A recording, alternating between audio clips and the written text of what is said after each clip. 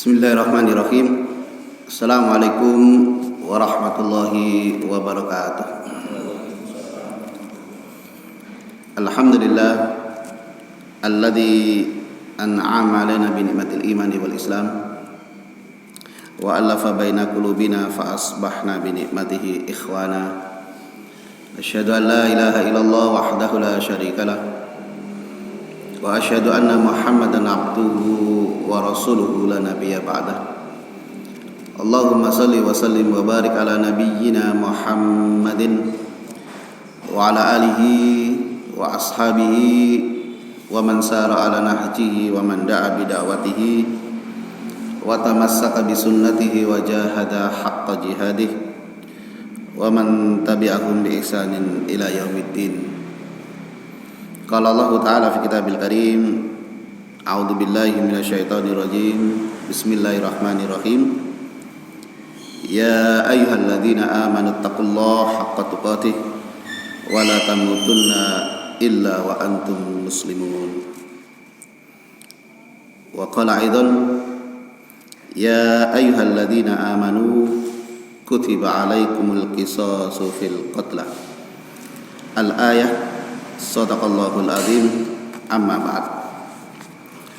Bapak-bapak, ibu-ibu, jamaah salat subuh Masjid Al-Ashraf yang dirahmati Allah Subhanahu wa taala, mengawali pada kuliah subuh pagi ini, kita bersyukur kepada Allah Subhanahu wa taala yang masih memberikan berbagai macam nikmat dan karunia yang diberikan kepada kita, wabil khusus nikmat yang paling besar adalah nikmatul iman wal islam, nikmat iman dan Islam. Dan ini yang memang harus kita pertahankan. Tidak semua orang, tidak semua manusia mendapatkan nikmat ini. Bahkan ada yang sudah mendapatkan nikmat ini kemudian lepas. Oleh karena itu Allah Subhanahu wa taala berpesan yang selalu diingatkan oleh para khatib ya, setiap hari Jumat itu selalu membacakan ayat wala tamutunna illa wa antum muslimun. Jadi jangan kamu meninggal kecuali benar-benar dalam keadaan Islam. Jadi wala tamutunna, itu adanya nun taukid. Jadi untuk menguatkan supaya kita ini betul-betul mempertahankan nikmat ini. Apalagi kalau kita hidup di zaman sekarang ini ya, ujian cobaan yang begitu luar biasa, terutama adalah ujian duniawi. Jadi ujian-ujian duniawi inilah yang kadang merontokkan, melemahkan ya iman dan Islam kita. Sehingga ada satu isyarat dalam sebuah hadis Rasulullah SAW, badiru bil a'mal as-solihah. Ya. Jadi berlomba-lombalah kalian untuk berbuat, untuk beramal soleh. Ya. Karena apa? Karena nanti akan ada yang namanya orang yang tadinya paginya muslim, sorenya menjadi kafir. Begitu juga sebaliknya, yang sorenya muslim, paginya menjadi kafir. Dan itu dikarenakan ya, tergoda oleh godaan-godaan yang sifatnya duniawi. apakah itu harta, jabatan, dan lain sebagainya, yang kemudian rela ya menjual akidahnya, menjual imannya yang selama ini yang Allah berikan tidak bisa dipertahankan karena godaan-godaan duniawi itu. Nah, oleh karenanya sekali lagi saya kira ayat yang selalu dibaca oleh para khatib setiap Jumat itu selalu mengingatkan kepada kita untuk itu. Wala tamutunna illa wa antum muslimun. Dan mudah-mudahan kita selalu diberi oleh Allah Subhanahu wa taala ya istiqomah, ya, konsisten terhadap apa yang Allah berikan kepada kita, nikmat yang paling besar ini, yaitu nikmatul iman wal Islam. Salawat dan salam semoga tetap tercurahkan kepada uswah qudwah Nabi Muhammad sallallahu alaihi wasallam, juga kepada keluarga, para sahabat dan para pengikutnya, dan mudah-mudahan kita termasuk umatnya yang nanti akan mendapatkan syafaatnya. Allahumma amin ya rabbal alamin. Para jamaah yang dirahmati Allah Subhanahu wa taala, pada pagi ini saya ingin menyampaikan satu hadis, yaitu di kitab Arba'in Nawawiyah dan syarah dari Arba'in Nawawiyah, yaitu kitab Al-Wafi. Saya mengambil hadis yang ke-14. Di situ diberi judul, diberi tema jiwa seorang muslim terpelihara. Jiwa seorang muslim terpelihara. Saya bacakan hadisnya. Ani bin Mas'ud radhiyallahu an qala qala Rasulullah sallallahu alaihi wasallam la yahillu damu mri'in muslimin yashhadu an la ilaha illallah wa anni rasulullah illa bi ihda salasin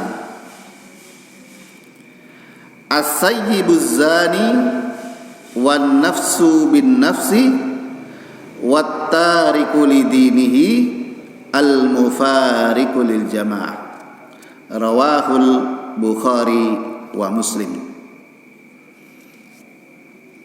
Nah, artinya kurang lebih ya, Ani bin Mas'ud, dari Ibnu Mas'ud radhiyallahu an, semoga Allah meridhoinya, qala berkata, qala Rasulullah sallallahu alaihi wasallam, Rasulullah sallallahu alaihi wasallam bersabda, la yahillu, tidak halal ya, la yahillu, tidak halal, artinya berarti haram gitu ya, damumri'in, darah seorang muslim,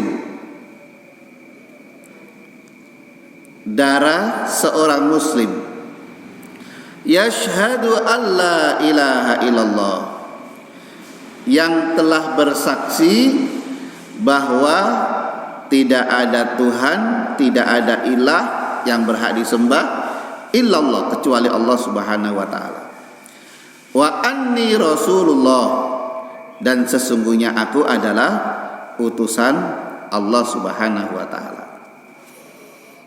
Illa bi ihda salasin, nah, kecuali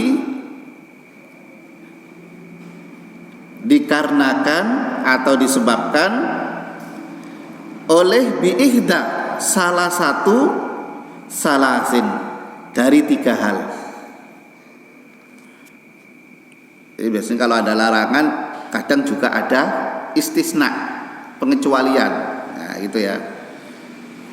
Artinya tidak halal, tapi kemudian biasanya ada kecuali. Nah, itu. Atau haram kecuali. Biasanya gitu. Nah, di sini bi ihda salas, kecuali salah satu dari 3 hal. Apa itu? Yang pertama adalah as-sayyibuz zani. As-sayyib, as-sayyib itu kalau diartikan di sini adalah orang yang sudah menikah. Artinya orang yang punya istri atau orang yang punya suami. Atau as-sayyib itu di sini diterjemahkan di garis miringnya adalah janda. Jadi as-sayyib itu bisa diartikan janda. Artinya berarti seorang istri atau seorang perempuan punya suami kemudian ditinggal oleh suaminya. Nah, itu namanya janda ya. Atau garis miring sayyib itu adalah duda. Nah, berarti seorang laki-laki sudah berkeluarga, ya, sudah beristri kemudian ditinggal oleh istrinya. Nah, itu namanya duda. Nah, itu arti sayyib. Ya, jadi as-sayyibuz zani. Jadi orang yang sudah menikah atau duda atau janda yang berbuat zina. Itu yang pertama. Ya. Yang kedua, wan nafsu bin nafsi. Wan nafsu bin nafsi itu maksudnya adalah membunuh seseorang. Jadi orang membunuh orang, an nafsu bin nafsi. Kemudian yang ketiga, wattariku lidinihi al-mufariqu lil jamaah. Di sini diartikan meninggalkan agamanya serta memisahkan diri dari jamaah. Ya, artinya kalau orang yang murtad, ya berarti orang itu otomatis meninggalkan ya saudara-saudaranya. Biasanya begitu. Hadis riwayat Bukhari dan Muslim. Nah, para jamaah sekalian yang dirahmati Allah Subhanahu wa taala, hadis ini menjelaskan kepada kita bahwa darah seorang muslim itu dijaga betul. Ya. Artinya apa? Kita tidak boleh membunuh ya sesama muslim tanpa alasan yang benar. Sehingga kalau ada seorang muslim membunuh saudaranya muslim lainnya dengan sengaja tanpa alasan yang benar, itu kalau dia tidak bertobat kepada Allah Subhanahu wa taala ya, akan dimasukkan ke dalam neraka jahanam. Itu ancamannya. Ya, ancamannya seperti itu. Nah, maka di hadis ini Rasulullah SAW menyebutkan ya, kecuali 3 hal, atau kecuali dia menjalankan atau melaksanakan atau berbuat salah satu di antara 3 tadi. Nah, yaitu apa? Yang pertama Rasulullah menyebutkan as-sayyibuz zani. Ya, ini kenapa kok bahasanya itu sayyibuz zani. Jadi orang yang sudah menikah atau janda atau duda ketika berbuat zina itu secara hukum Islam dirajam. Itu kan. Nah, rajam itu adalah ya ditanam separuh kemudian dilempari batu sampai dia meninggal. Nah, itu maka darahnya itu menjadi halal.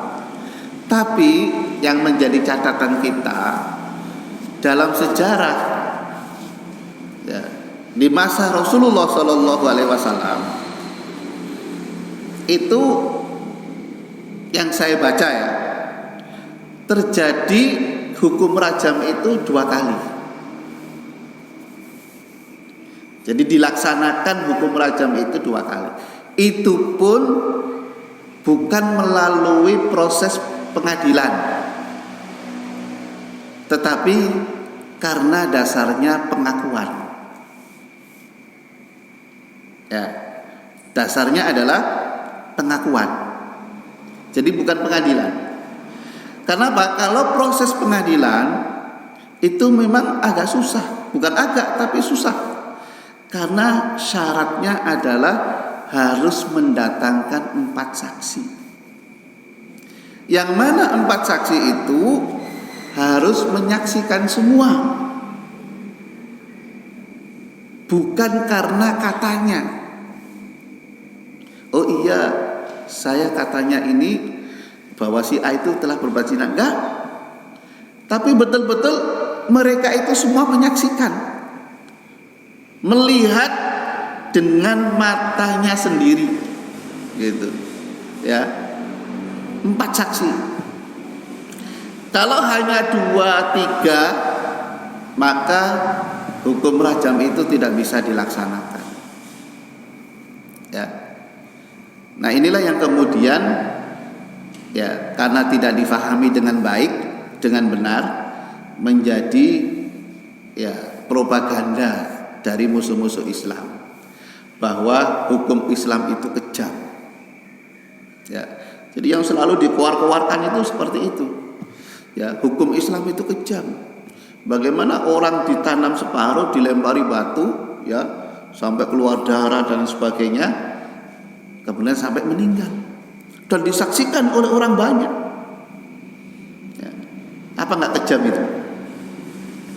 Tetapi sekali lagi,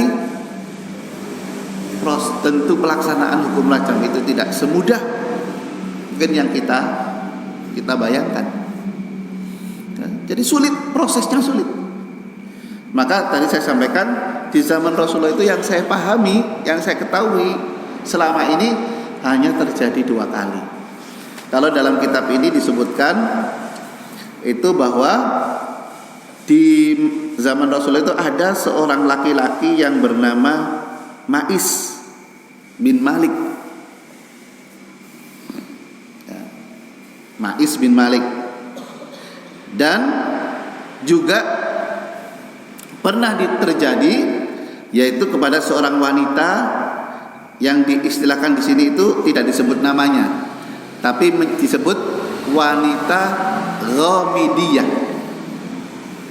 Ya, wanita Ghamidiyah itu. Dan ini berbeda, ya. Jadi berbeda waktu, berbeda tempat. Ya. Jadi Ma'is bin Malik itu pernah berbuat zina dan dia ingin taubat dengan sebenar-benar taubat. Maka suatu saat dia datang kepada Rasulullah SAW. Ya Rasulullah, saya telah berbuat zina. Maka saya ingin menebus dosa-dosa saya. Gitu. Ya. Maka rajamlah saya. Tapi Rasulullah apakah kemudian langsung melaksanakan rajam itu? Ternyata tidak. Ya. Jadi Rasulullah tidak langsung kemudian, ayo, enggak. Tapi ternyata Rasulullah SAW harus mengirim utusan dulu. Jadi Ma'is bin Malik ini disuruh pulang, ya udah pulang dulu. Tapi Rasulullah mengirim utusan untuk mencari tahu, ya, tentang Ma'is bin Malik ini. Jadi begitu. Apakah pengakuannya itu betul-betul dalam kondisi sadar, ya kan? Atau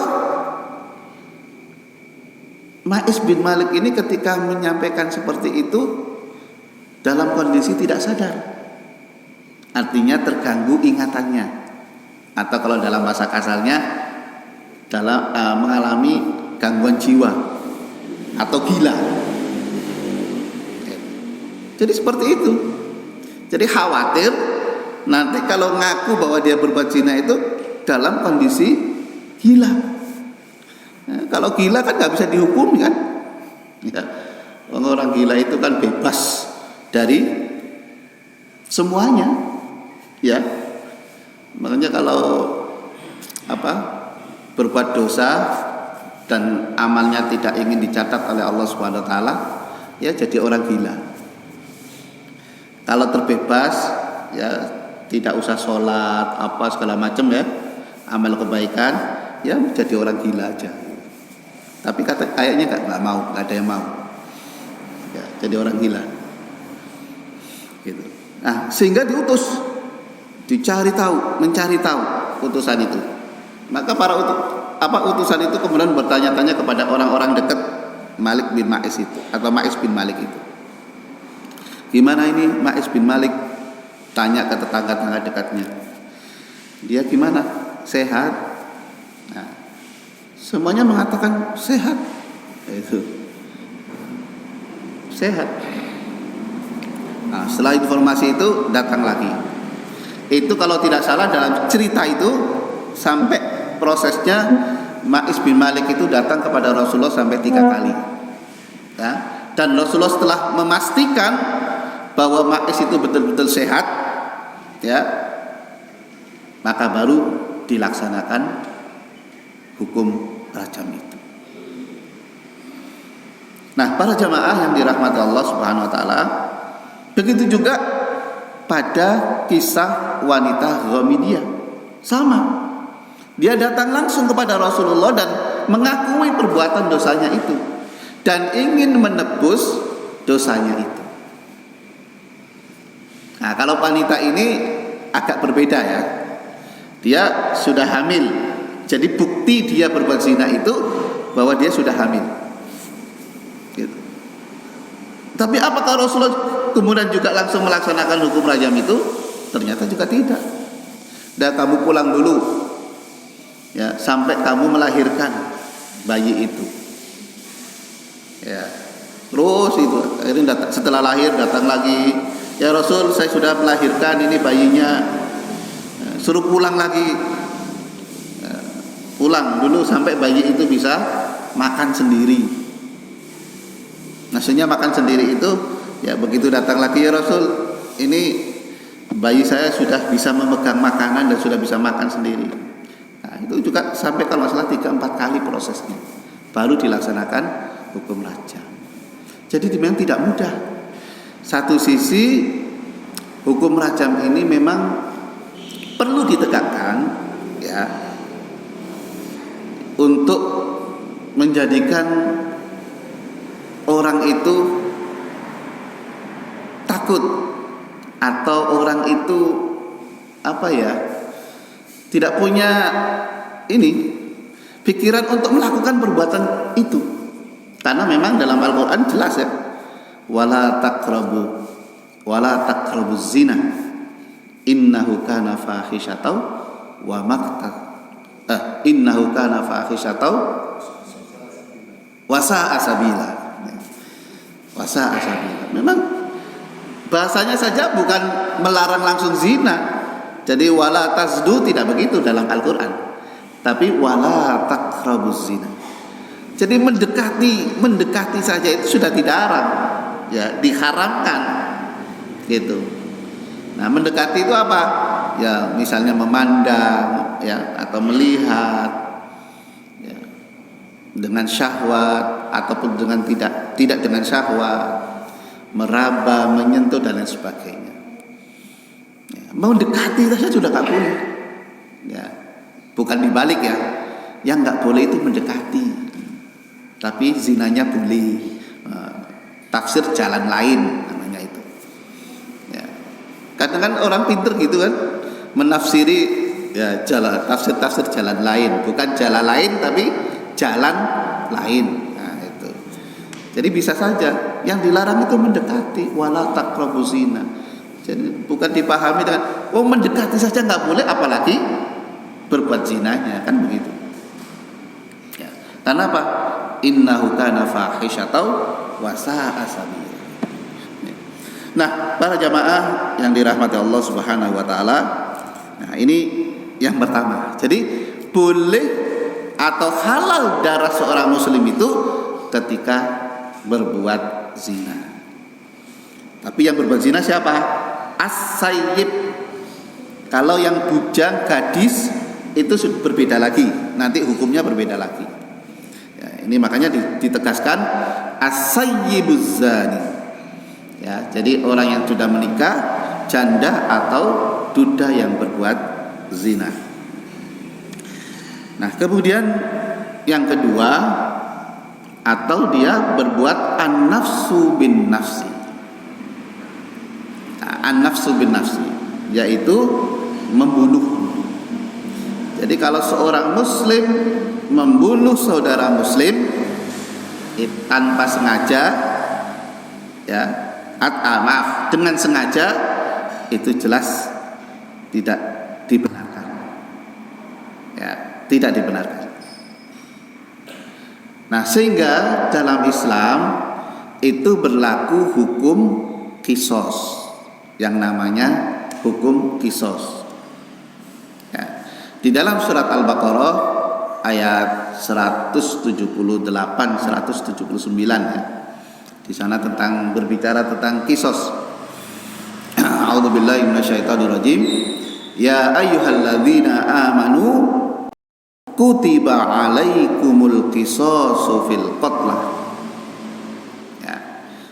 Hampir sama dengan tentang ayat puasa ya.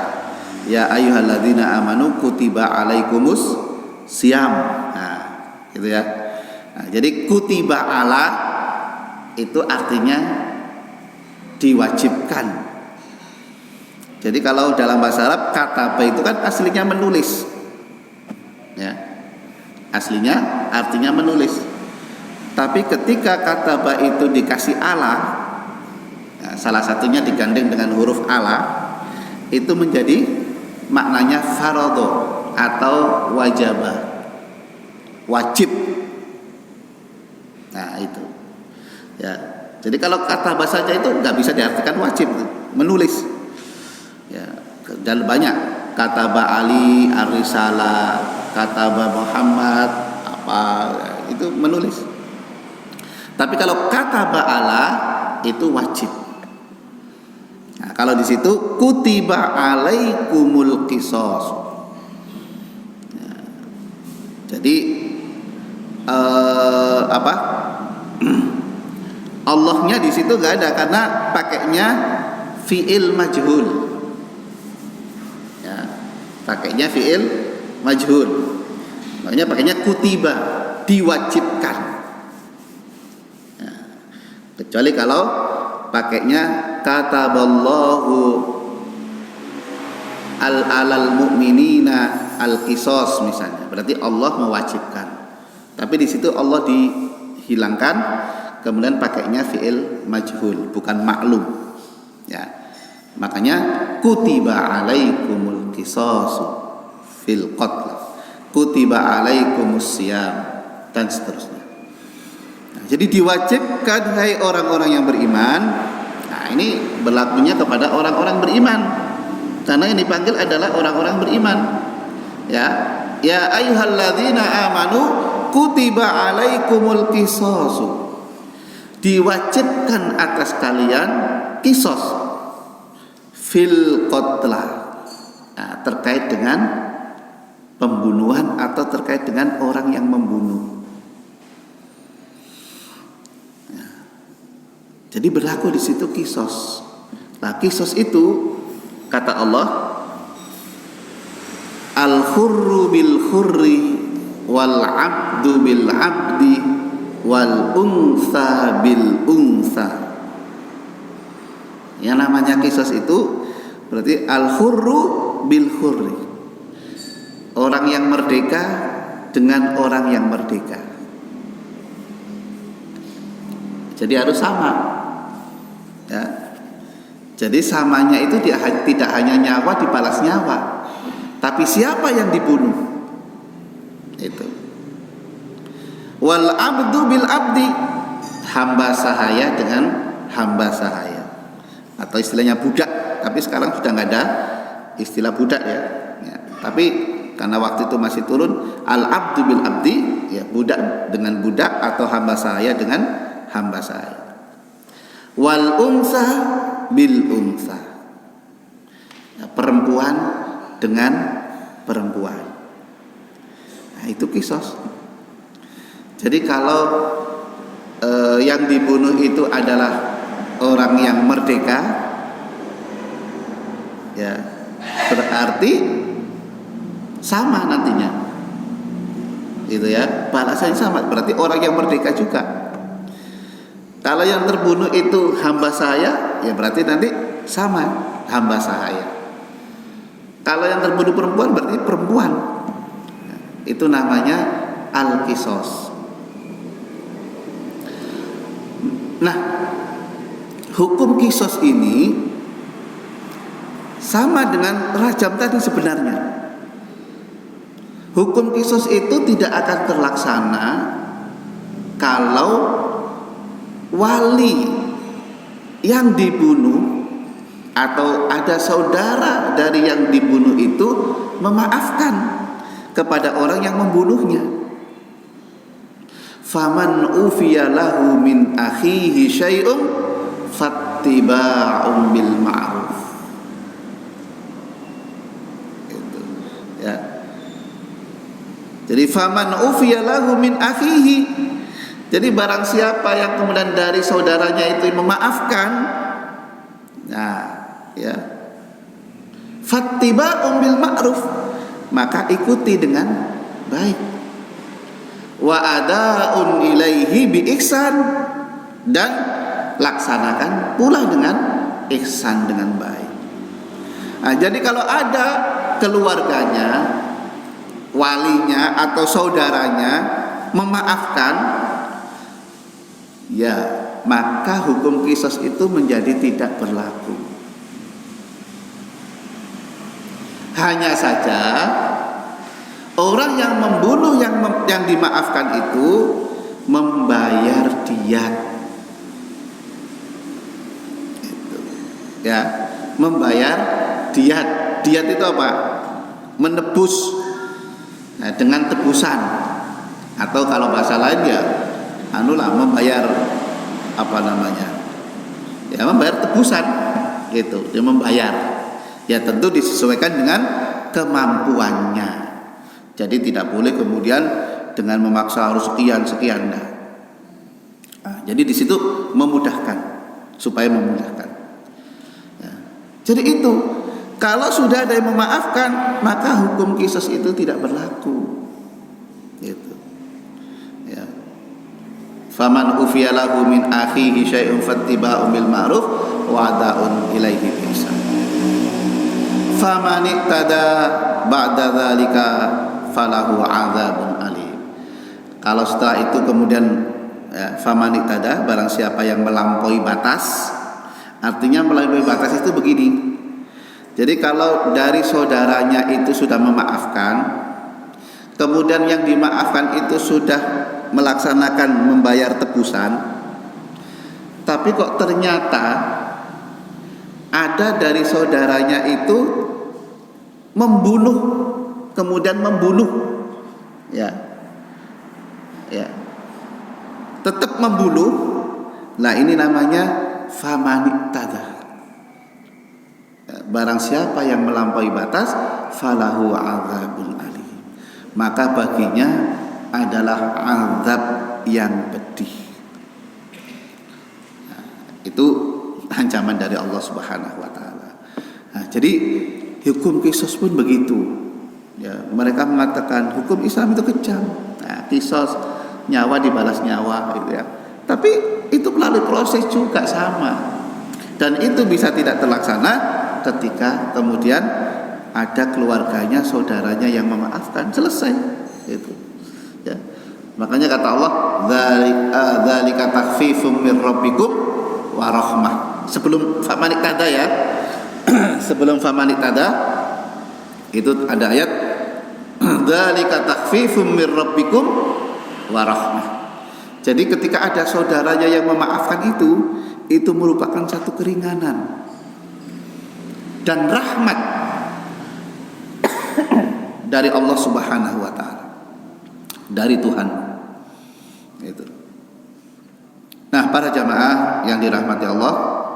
Nah, jadi kenapa darah seorang muslim itu menjadi halal? Nah, ketika terjadi tadi an-nafsu bin nafsi. Ya, seorang muslim membunuh saudara muslim lainnya ya dengan sengaja, tanpa alasan yang benar, itu menjadi halal darahnya. Nah, itu yang kedua ya. Jadi terkait dengan ayat kisos itu, kalau kita baca tafsir Ibnu Katsir, di sana dicontohkan itu kalau mereka ada yang kemudian merubah hukum Allah Subhanahu wa taala, yaitu ketika terjadi antara Bani Nadir dengan Bani Quraidah.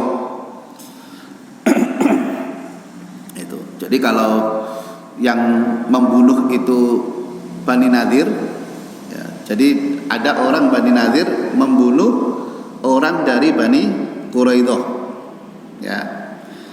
Nah, itu tidak berlaku kisos ya, jadi tidak boleh kemudian orang Bani Quraidah membunuh orang Bani Nadir, itu nggak berlaku. Dan bahkan kalau menebus itu dihargai tebusannya itu hanya 100 wasak kurma. Wasak itu nggak tahu sekarang kalau di kilo itu berapa ya. Kalau satu wasak itu berapa?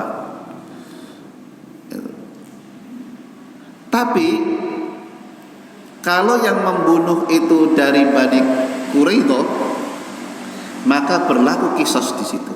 Nah, ini tidak adil ya. Dan bahkan kalau menebus, nah itu 2 kali lipat ya, harus menebusnya 200 kilo wasak kurma. Nah, di situ tidak ada keadilan. Nah, jadi mereka merubah hukum-hukum Allah Subhanahu wa taala. Itu terkait dengan hukum kisos. Di dalam tafsir Ibnu Katsir dijelaskan sedikit. Bahkan ada beberapa kaitannya dengan fikih ya. Bagaimana kalau kemudian orang muslim membunuh orang kafir? Apakah juga berlaku kisos di situ? Nah, ada perbedaan pendapat di sana disebutkan ya, di tafsir Ibnu Katsirnya. Nanti bisa dilihat ya. Bisa dibaca di tafsir Ibnu Katsir tentang penjelasan surat Al-Baqarah ayat 178 179. Para jamaah yang dirahmati Allah, kemudian yang ketiga Rasulullah menyebutkan adalah at-tariku lidinihi ya, meninggalkan agama. Artinya di sini berarti dijelaskan adalah murtad. Ya, kalau murtad itu jelas keluar dari Islam, darahnya menjadi halal. Ya, kalau di zaman Abu Bakar itu ada yang kemudian setelah Rasulullah wafat, itu kan ada yang mengingkari tentang wajibnya zakat, ya kan? Jadi sebagian mereka itu sudah tidak mau membayar zakat karena zakat itu bukanlah wajib hukumnya. Nah, padahal zakat itu termasuk rukun Islam. Nah, sehingga Abu Bakar mengajak para sahabat untuk memerangi mereka. Gitu. Ya. Sama dengan ketika orang sudah tidak meyakini wajibnya sholat. Jadi orang muslim ngaku muslim tapi mengingkari bahwa sholat itu wajib. Artinya sehingga mereka tidak menjalankan sholat, itu bisa sudah disebut kafir ya, murtad. Nah, jadi kalau orang murtad atau orang yang keluar dari Islam itu menjadi halal darahnya itu ya. Nah, para jamaah yang dirahmati Allah Subhanahu wa taala, jadi itu saya kira beberapa hal yang bisa saya sampaikan pada kesempatan ini. Mungkin masih ada waktu, mungkin berapa menit, barangkali ada forum tanya jawab. Kalau saya bisa menjawab, saya jawab langsung. Kalau tidak ya mungkin dari jamaah ini yang hadir bisa menjawabnya, atau kalau tidak itu nanti menjadi PR saya. Nah, jadi saya itu paling senang kalau dikasih PR. Ya, kenapa? Sehingga saya bisa semangat untuk membaca lagi gitu. Nah, jadi kalau nggak ada PR itu saya malah nggak ya. Kalau ada PR kan nanti harus dicari. Walaupun sekarang sudah mudah ya, tapi saya belum begitu yakin kalau tidak membuka kitabnya langsung gitu. Ya, sekarang kan sudah ada Ustadz Google kan.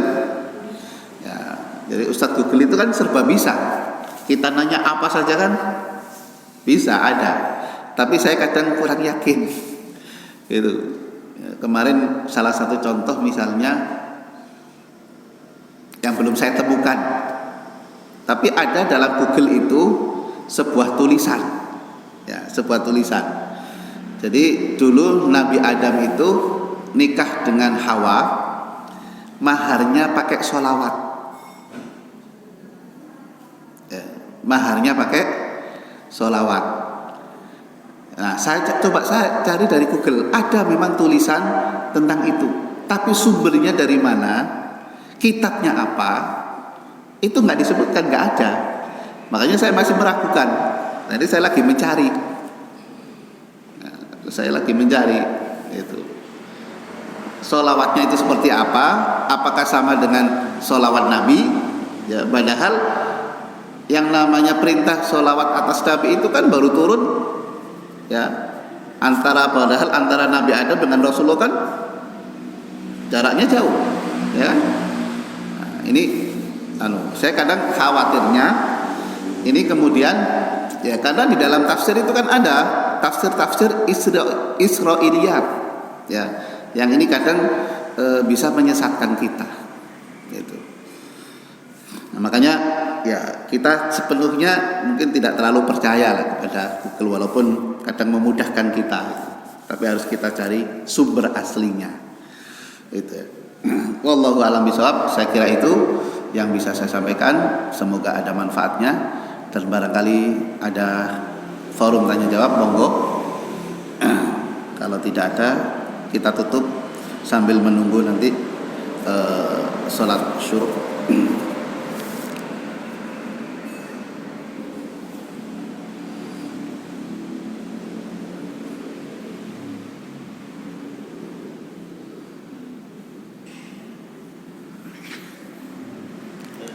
Oke, monggo. Berapa sih? Di Mekah, kalau ada orang umroh haji, kadang diajak ke tempat kisos, ditunjukkan itu tempatnya. Itu kalau dilihat itu masih bagus. Apakah itu masih digunakan atau hanya sebatas monumen saja? Ya. Ya, kalau saya sendiri malah nggak sempat ya ke sana ya. Ada tempatnya di sebelah mana? Tempatnya? Pernah. Oh gitu. Ya mungkin ya pada saat pelaksanaan kisos ya. Tapi memang kalau di pemerintahan Saudi iya ditegakkan betul. Tapi kan tetap prosesnya proses pengadilan. Ya, artinya hukum kisos, hukum rajam itu berlaku. Karena mereka kan menggunakan hukum syariat, artinya pakainya hukum Islam. Nah, jadi kalau ada ya orang yang kemudian berbuat zina, ya, kemudian ada yang mengadukan, memenuhi 4 saksi, diproses di pengadilan dan memenuhi syarat itu, ya akan diberlakukan rajam. Tapi sepanjang itu tadi, kalau tidak memenuhi syarat, ya nggak akan dilaksanakan. Ya, kisos pun juga demikian, potong tangan juga begitu. Tetapi ya walaupun sekarang kan katanya ada yang ya orang berbuat zina tapi tidak dirajam, ya karena satu kan nggak ada yang melaporkan, yang kedua tidak ada atau tidak bisa mendatangkan 4 saksi ya, yang betul-betul semuanya itu mereka melihat sendiri-sendiri. Bukan katanya. Ya mungkin itu dulu tempat pelaksanaan kisos mungkin, ya, bisa jadi Pak. Cuma yang namanya hukum kisos itu kan tempatnya tidak satu ya, tergantung mungkin di mana daerahnya atau wilayahnya, begitu. Jadi tidak ada khusus, kecuali kalau yang tempat-tempat penyembelian itu memang kan tempat-tempat khusus ya. Tempat penyembelian kambing dan sebagainya yang terkait dengan ini. Tapi biasanya kalau kisos itu tidak di satu tempat, ya tergantung di wilayahnya masing-masing. Tapi sepanjang itu memberlakukan hukum syariat Islam. Itu. Tapi sekali lagi prosesnya juga tidak mudah, ya, tidak mudah. Orang menuduh berbuat zina itu kalau diproses kan, dia tidak mampu mendatangkan 4 saksi, justru yang menuduh itu nanti juga akan kena, ya, akan berbalik hukum itu. Makanya kalau orang menuduh zina itu nggak mudah. Itu, ya, makanya kalau kita misalnya, mohon maaf, secara pribadi gitu ya, ada saudara kita melihat saudara kita ya, melakukan kemaksiatan atau tadi ya hal-hal yang mendekati zina, dan kita tahu, apalagi sampai misalnya dia melakukan perbuatan zina itu dan kita tahu betul itu, walaupun kita nggak sengaja gitu ya, tahu betul ya, maka paling tidak kita hanya bisa menasehati, mengingatkan, paling itu. Mengingatkannya pun mungkin dengan 4 mata kan, mungkin tidak di forum-forum terbuka gitu, mungkin ketika kita ketemu, datang gitu kan, nah, itu paling hanya mengingatkan. Jadi tidak bisa kemudian kita langsung mengadukan, nah, nanti apalagi kita hanya sendiri. Wallahu a'lam, mungkin itu barangkali yang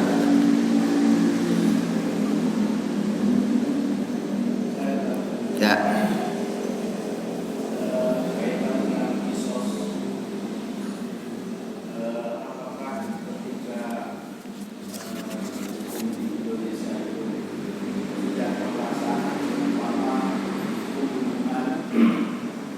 Kemudian si pembunuh itu dijerat hukum taruhlah 15 tahun, kemudian lepas begitu saja di akhirat.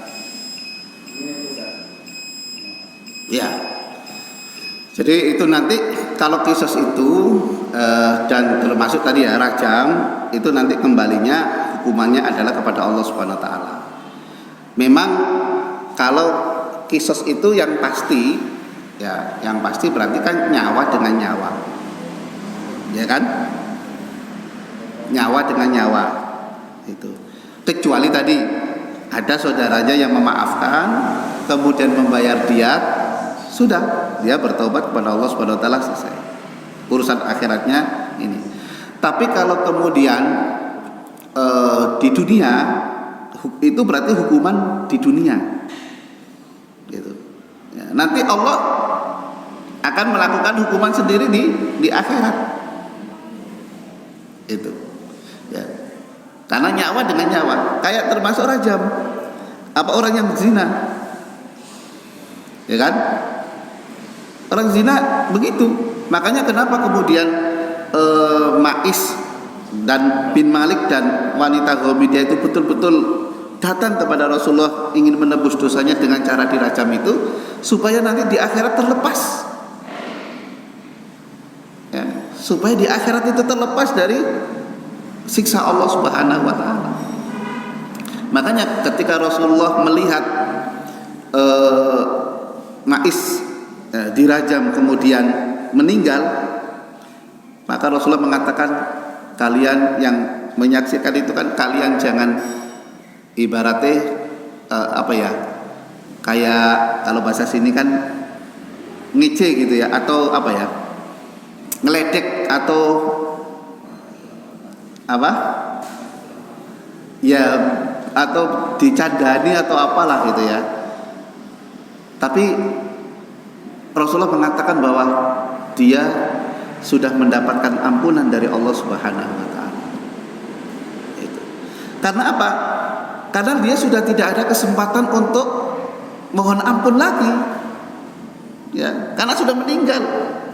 Sehingga meninggalnya karena dirajam itulah sebagai bentuk taubatan nasuha, dan sekaligus Allah sudah mengampuni dosa-dosa itu. Sehingga nanti di akhirat udah lepas, gitu. Ya, udah lepas. Ya. Nah, nanti yang membunuh juga sama, itu hukum dunia. Ya, jadi terbukti membunuh tanpa alasan, gitu kan? Itu hukum dunia, di penjara 10 tahun. Tapi kayaknya nggak ada yang di penjara sampai itu. Paling nanti dapat remisi, dapat apa? Apalagi kalau kemudian ditebus, ya setahun sudah keluar, ya kan? Nah, tapi nanti tetap hukum akhirat ada, itu, ya, hukum akhirat ada. Ya kecuali kalau di surat apa itu? Ya ayyuhalladzina amanu tubu ilallahi taubatan nasuha. Nah, taubatan nasuha itu kan diantaranya ya tadi itu berarti orang yang dirajam itu taubatan nasuha, sehingga dia tidak bisa mengulangi perbuatan dosanya lagi. Dia sudah tidak ada kesempatan untuk istighfar, memohon ampun, dan dosa-dosanya sekaligus berarti sudah diampuni. Karena taubatan nasuha itu kan asa rabbukum ayyukaffiru ankum sayyi'atikum wa yudkhilakum jannatin tajri min tahtihal anhar. Dengan taubatan nasuha itu berarti kan Allah akan mengampuni. Ya, taubatan nasuha itu salah satunya ya dibuktikan dengan tadi itu. Ya, wallahu a'lam bishawab.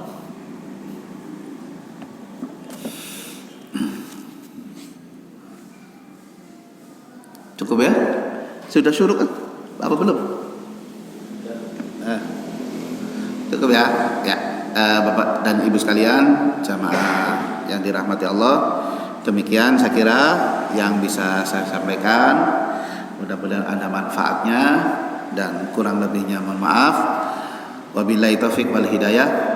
Wassalamualaikum warahmatullahi wabarakatuh.